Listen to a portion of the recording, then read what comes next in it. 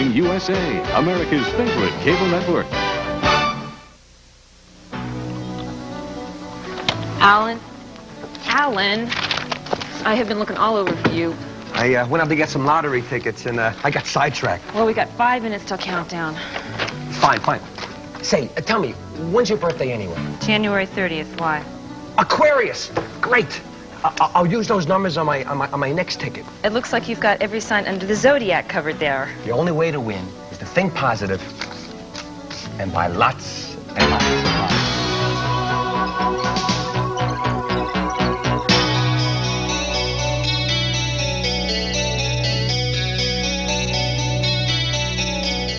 This is Divorce Court, presided over by Judge William Keene. Lucy Carmel, founder of Crest of the Waves Swimwear, is suing Alan Carmel, her husband of 6 years, for divorce. She says he is a wildly immature individual who has made adult life impossible. Mr. Carmel claims that his wife has been unfaithful to him. But I'm willing to forgive her if she'll just come home. Stop this. Lucy, I love you. All is forgiven. Well, you heard it here first. Lucy, you stated that marrying Alan at a young age hurt your relationship. Could you explain that, please? Well, I was only 17 when we met hitchhiking in Europe, and Alan asked me to marry him in Venice. Who could say no to a wedding ceremony on a gondola? Not me, not at that age. And if we'd stayed 17, we wouldn't be here today. But I grew up, and Alan's still 17. And you've supported your husband and yourself for the last several years, haven't you? Yes. I founded Crest of the Wave 2 years after we were married. It happened by accident, really. One summer I couldn't find a swimsuit that I liked, so I made one myself. And the first time I wore it to the beach, 10 women came up to me and asked me where I'd gotten it. So I made more up and started selling them, and finally I opened my own boutique. And what role did your husband play in your business? Well, at first, none. Whenever I'd ask him to work at the shop, he'd stay for 20 minutes, he'd get bored, and then walk down to the beach.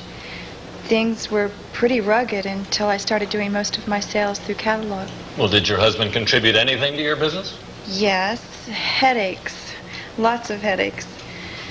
Alan would borrow money from my business accounts, and he'd either forget to tell me or forget to pay it back. And when we were audited by the IRS, they said that they were the worst-kept business records they'd ever seen, and I had to pay $10,000 in late penalties. Did you discuss these problems with your husband? Discuss?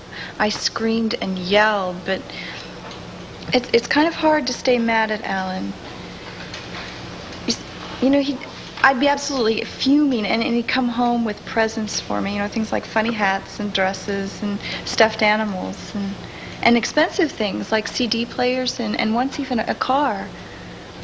He could always charm me into submission. So what did you do about your business?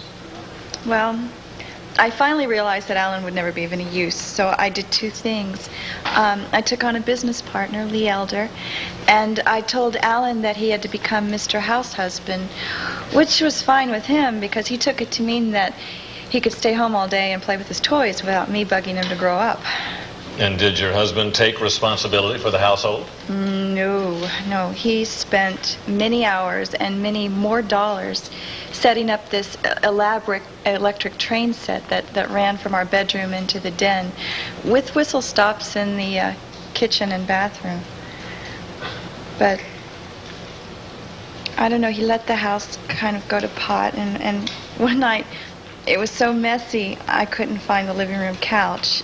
It was buried under piles of laundry. Yeah, but it was clean laundry. All right, Mr. Carmel. Anyway, there was never any food in the house, and the garden died in the first few weeks, and when the toilet broke, it stayed broken until I called a plumber to fix it. It was ridiculous. Despite your husband's seeming lack of maturity, you wanted to have children with him, didn't you? Yes. I thought he would make a wonderful father. And I know that people tend to mature once they have the responsibility of children. And what did your husband say when you told him that you wanted to start a family? Oh, he said that children would spoil our fun. You see, Alan's really a selfish child underneath. And 6 months ago, when I told him I was going off the pill, with the way Alan responded made me realize that the marriage was over. Would you explain that further, please? Well, for starters, he stopped making love to me for about 3 months. And he started making these really nasty cracks about my partner, Lee. And then when I mentioned that a friend of mine had just gotten pregnant, he responded by kicking in the television. And when he did that, I realized that he was not going to grow up. And I don't need a playmate anymore. I need a real partner in life. And that's why I'm getting out. No further questions. Cross-examination. Before you began earning money at your swimwear business, who supported you and Alan? Alan did, but we live like paupers. Now, Mrs. Carmel, you claim that your husband has been no asset to your business. But in fact, didn't Alan come up with the ideas of selling your designs through catalogs? Alan only thought of that out of desperation so he wouldn't have to work in the store. But didn't you tell Alan that you would be happy if he left the business to you, even after he begged you to let him help? I only said that because Alan was so useless, and I didn't want to hurt his feelings. Didn't you really want Alan out of the picture so you could be alone with Lee Elder? No, I wanted him out of the picture so I could work alone with Lee. There's a big difference. Didn't Alan catch you and Lee in a romantic embrace when he came by your house one day unannounced? We weren't doing anything wrong. I was upset, and Lee put his arm around me like any friend would. Upset, Mrs. Carmel. Yes, because Alan had booked a cruise to Hawaii right in the middle of my busy season. So you took Lee Elder as a lover because your husband planned an untimely vacation. I did not take Lee as a lover. Do you deny that you told Alan that you were in love with Lee? No. Lee's asked me to marry him, but that's only happened since Alan and I separated. Really? Then why did you tell Alan the night that you left him that you were going to Lee, the man you wanted to be the father of your children? I said he was the kind of man I wanted, and that was only because Alan was being so awful. Oh, come on, Mrs. Carmel. You were planning all along to leave your husband for Lee Elder, weren't you? No, I wasn't. I loved Alan, and I still do. I just can't live with him.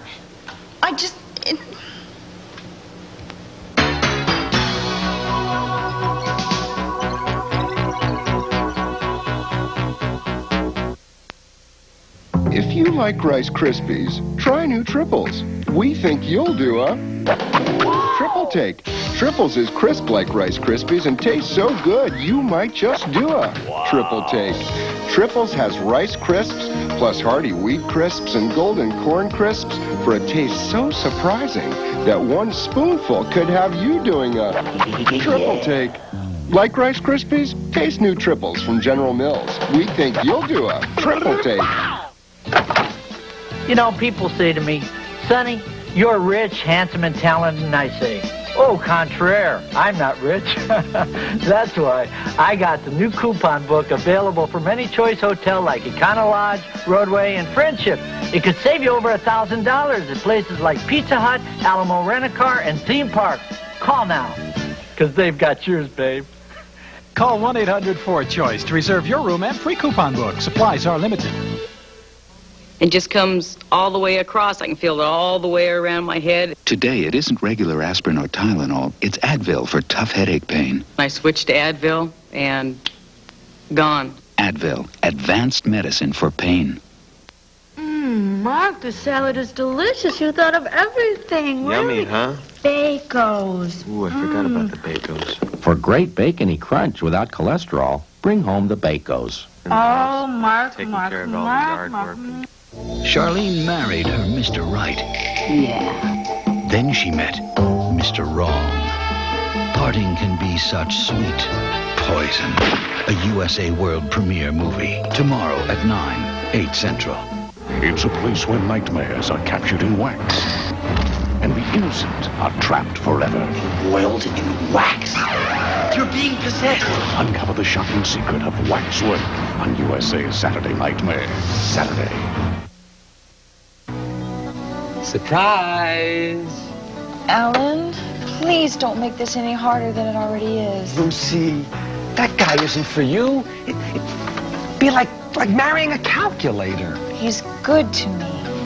Yeah, but does he make you laugh? He doesn't make me cry. Hey, you can't have one without the other, Lou. I'm telling What are you doing here? Lee, it's all right. Is it time to go back? The hell? Is this another one of your stunts? Remember the Bridge of Sighs? That was a long time ago, Lee. Come on.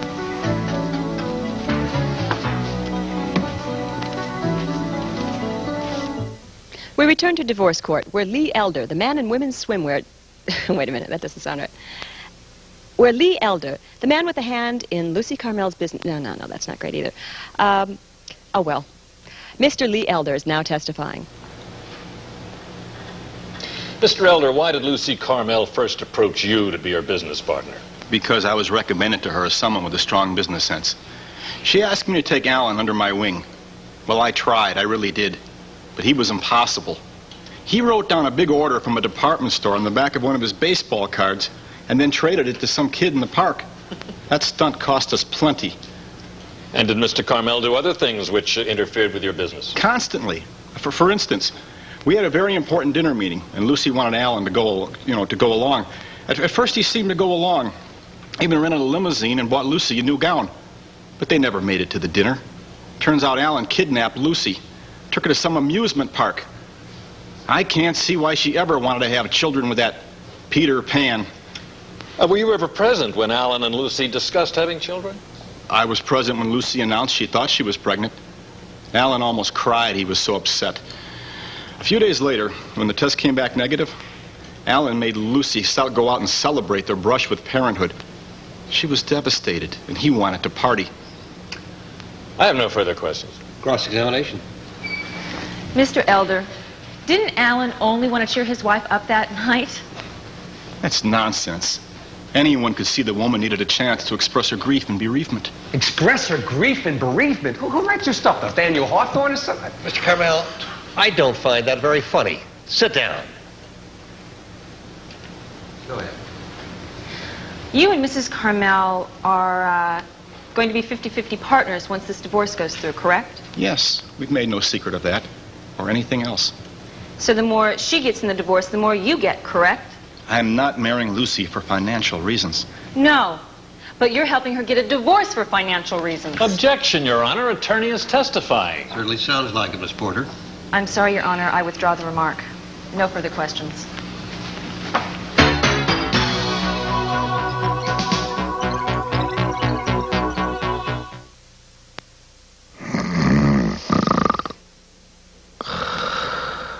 The average person spends 1/3 of their life sleeping, and that's why you should consider buying a Wonder Bed. Wonder Beds electrically adjust to any position for reading and watching TV, and it's been proven to help people with health problems such as bad backs, hiatal hernias, poor circulation, and irregular breathing. With Wonder Bed, there's no pressure and no obligation. If you're sick of companies that won't give you the price until you've had a high-pressure demonstration in your home, call Wonder Bed at 1-800-543-0200 for a free video brochure and price list. You'll see that our quality and prices are unbelievable. Wonder Beds come in all sizes and can be connected to your head and footboards. The motor and mattress have a 15-year, 100% non-prorated guarantee with nationwide service. Wonder Bed also guarantees satisfaction. There's a 30-day money-back guarantee if for whatever reason you're not totally happy. So call 1-800-543-0200 to receive the free video brochure and price list through the mail at no cost or obligation. Cold War's long gone. Berlin Wall's history. Kind of sad, really. Why is that? Well, I always wanted to be a top-secret agent. Code name Mozart. You know, making it through Checkpoint Charlie by the skin of my teeth. Mm-hmm. Well, that's all over now. I know, but at least I can read about the good old days in my Encyclopedia Britannica. Check out this section on intelligence and counterintelligence. That's not all you can read about in the new Encyclopedia Britannica. Somehow I knew sooner or later you'd turn this into a commercial. Well, actually... It's okay. I know. How else can someone find out how to get a set? Forget secret agent. Look at these great animals. Maybe I'll be a veterinarian. Open wide. You gonna pop on that 800 number? I thought we might, yes. Right on cue. To find out how you can own the new Encyclopedia Britannica, just call this number and we'll send you this free booklet. Don't forget the gift. And just for previewing Britannica in your home, we'll give you this 3-volume desk reference set. I already have it. I was talking to the people at home. Oh, right. Sorry. Encyclopedia Britannica. We return to divorce court. Alan Carmel, the would-be Peter Pan, is giving his side of this less-than-fairy-tale marriage. Mr. Carmel, your wife has accused you of refusing to grow up and thereby failing to contribute to the marriage. Do you feel this is true? Look, I can't change who I am any more than Lucy can. Now, if she says I behave like a kid, I won't argue with that. But I will argue with the fact that she says I quit making her happy. And I know that's not true. Mr. Carmel, about your contributions to the business. Yeah, right. Well, I gave her all sorts of nifty ideas for selling the suits. I even went on the beach and sold them myself when she first started out. I even gave her design ideas. Hey, remember that one with the nylon number with the lobster kind of crawling out of the cleavage, huh? What other contributions did you make to your wife's business? Well, I ran the store, and everything was fine. Lucy never complained until Lee the Elder came in and told her how much more money she could make if she just let him run the business. I mean, money isn't everything, but the people like Elder, it's the end all. And then she started to believe him, and I got shoved out of the picture. Can you tell us how this happened? Well, Elder criticized everything I did. I didn't get the orders out on time. I don't charge enough. I don't have a good telephone manner. And then when I backed out and stuck to being a house husband, he even criticized that. I mean, even a child like me can tell that he was after Lucy. Move to strike, Your Honor. Improper conclusion. All right, that last sentence is stricken. Go ahead. Do you feel that Mr. Elder was trying to take your wife away from you? Yeah, I just said so.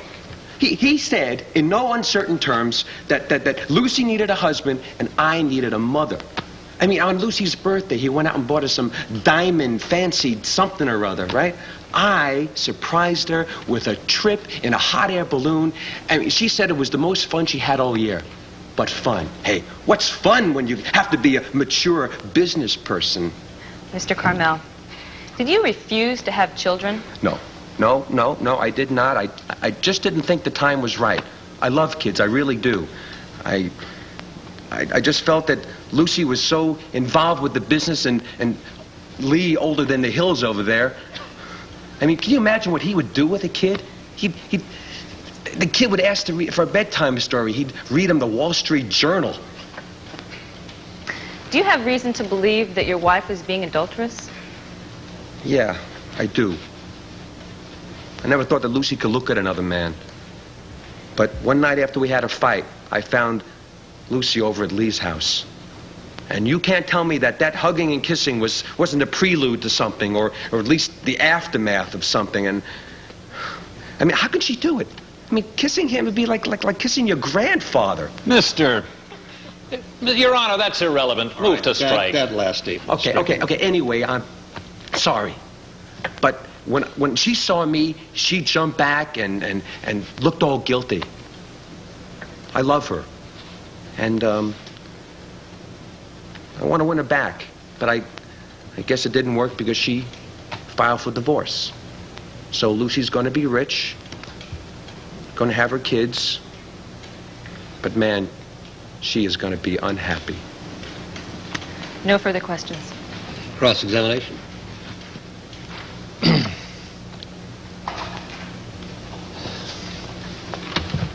Mr. Carmel, did you ever see your wife and Lee Elder actually making love? Well, no, but you can't tell me that kind of kissing. For me, that's making love. Now, you claim to have helped your wife's business, but didn't you spend 1/3 of last quarter's profits on toys? Yeah, but I bought most of that stuff for both of us. You bought a model train set, complete with coal car and tanker and 3 cabooses. For Lucy, huh? Well, no, not exactly. But she didn't tell me I couldn't buy it either. Mr. Carmel, didn't you refuse to confront financial realities, often relying instead on magic to solve your money worries? What do you mean magic? I'm not some sort of kook. Really?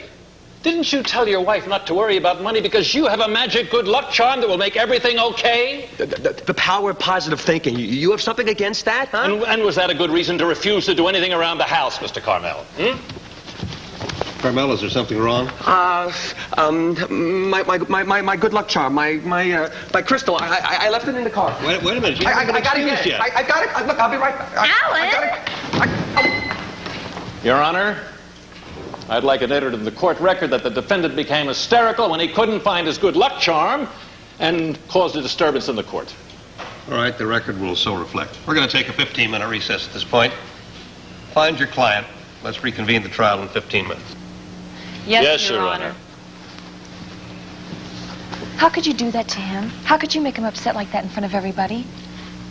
Lucy, I'm doing my job. Well, stop doing it so damn well. Lucy, Mr. Woodson hasn't done anything wrong. Alan, the judge is furious. You didn't finish your cross. Forget about that. Lucy, we don't have to go through with this. When I went out to the car to get my magic crystal, I went to the store and I picked up a paper about announcing the lottery winners. Look, sweetie, we won $3 million. For God's sake, stop it. It's true. Look, we're rich. We're rich. Look. Are you sure? Sure, I'm sure. Look at the numbers. Look at the numbers. They all match. I don't know what to say. Say you'll forget about this whole divorce thing. Alan, I can't. Sure, you just gotta tell that old man that you changed your mind. I mean, look, we can do anything you want now. We can play, we can travel, have zillions of kids. I know. We can go back to Venice and have a second honeymoon, Alan, huh? stop it. Stop it. Don't you understand? I don't want to live in your fantasy world anymore. It's over. But I won the lottery. Alan, I can't. I'm sorry. But, babe, Lucy... Okay, if you don't want me back, I guess you have the money. Half of it's yours anyway, you know? Alan, why would you want to give me half of the money after what I just said? It's not over. It's not over between us. It's the beginning. Forget about the swimsuits. Forget about Lee. Let's go to Europe. You and me. Huh? Alan, I don't want to play anymore.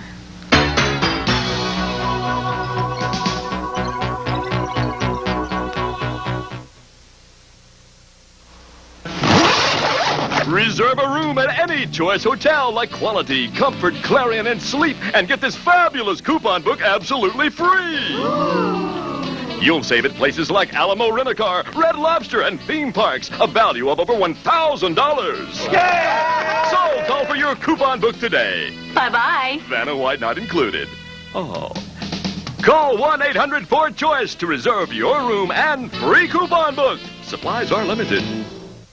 You've seen offers for credit cards that promise instant hassle-free credit no matter what your credit record. Let's compare them with the TVN Buyer's Card. To apply for a bank card, you're required to fill out a questionnaire. To get the Buyer's Card, you make one call to 1-900-420-8077 and you receive unlimited credit instantly. No fees, no questions asked. You can't be turned down. This card limits the amount you can purchase. The Buyer's Card gives you unlimited buying power. You can purchase as many items as you like from this catalog of name brand products like Sanyo, Singer, Magnavox, and more. They often require a deposit in a savings account up to your credit line. The Buyer's Card requires no special savings account. Your one-time $10 call to 1-900-420-8077 gets you the card and catalog.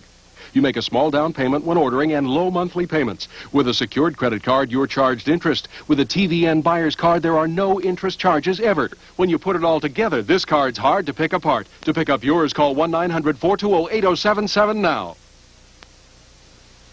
Undefeated Phil Jackson tangles with tough Tony Willis. It's a clash of the cruiserweights when Budweiser presents USA Tuesday Night Fights. Tonight at 9, live Eastern.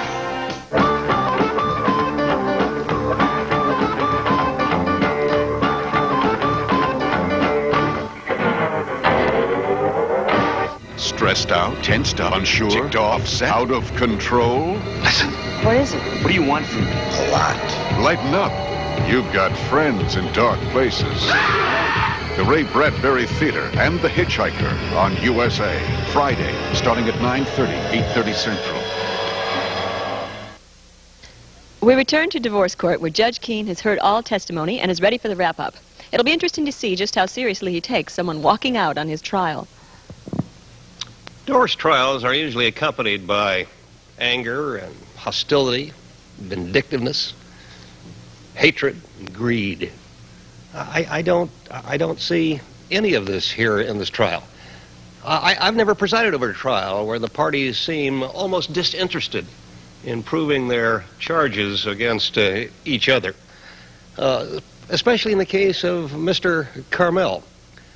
And I think the answer to that is quite clear. The two of you still love each other. And that's what makes this trial so difficult to preside over, and a difficult case in which to make a decision. But there's nothing here to hold the Carmels together. Love is not enough. Marriage has got to be an expression of maturity on both sides, and that was lacking here in the case of Mr. Carmel. And yet, Mr. Carmel, I think when you finally do grow up, we're probably all going to be a little bit poor. I'm going to find in this case for Mrs. Carmel, award a decree of divorce on the grounds of middle cruelty. I don't see any evidence of adultery here. Insofar as the marital estate is concerned, there is the swimwear business, value of $500,000. That will be divided 80%, 20% in Mrs. Carmel's favor, and she will retain the family home. That has a value of $250,000. As the balance of the marital estate, it has a value of $100,000, and that will be equally divided. There will be no spousal support. Mr. Carmel, it's all right to assume the role of Peter Pan as long as you know when the play is over. This court stands in recess. Join me for another case in divorce court tomorrow on USA. On the next episode of Divorce Court. It's Killer Muldoon, the thieving fairy. Let's pull over and hit the sheets. So real fast, he pulls over, and I'm thinking, finally, he's as hot to trot as I am. I love this guy. And anybody who don't like it could see me after and I'll go 3 rounds with him.